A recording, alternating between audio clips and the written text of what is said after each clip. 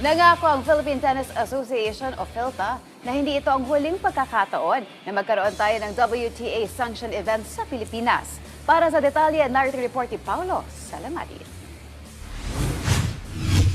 Sinisiguro ng Philippine Sports Commission kasama ang pangikipagtulungan ng Philippine Tennis Association o PHLTA na makapagbigay ng isang world-class feel sa pagtatanghal ng kauna-unahang hosting ng bansa ng isang WTA 125 event ng Philippine Women's Open ngayong Enero sa Rizal Memorial Tennis Center sa Maynila. Ayon sa PHLTA, ilang mga WTA officials ang nakatakdang manood at magmasid sa nasabing kompetisyon upang magbigay ng grado patungkol sa magiging hosting ng Pilipinas sa Philippine Women's Open. Sa naganap na press conference kamakailan sa isang hotel sa Pasay City, ibinahagi ni PHLTA Secretary General John Ray Tiangco na ito rin kasi ang magiging basihan kung pasok ba sa standards ng WTA ang isang bansa na makapag-host ng ganitong klaseng kompetisyon at kung kaya na ba ng Pilipinas na i-upgrade sa mas mataas na WTA sanctioned event ang tennis tournament sa bansa gaya ng WTA 250. Actually, our franchise, we have the right to renew the franchise for the next 2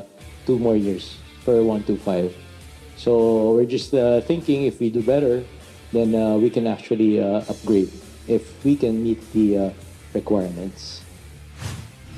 Iginit din ni Tiangco na kumpiyansa siya sa kolaborasyon ng kanilang pamunuan at ng PSC tungo sa layuning maging successful at makapagbigay ng kakaibang experience para sa lahat ng mga atletang lalahok mula sa iba't ibang bansa at mga manonood sa mismong venue.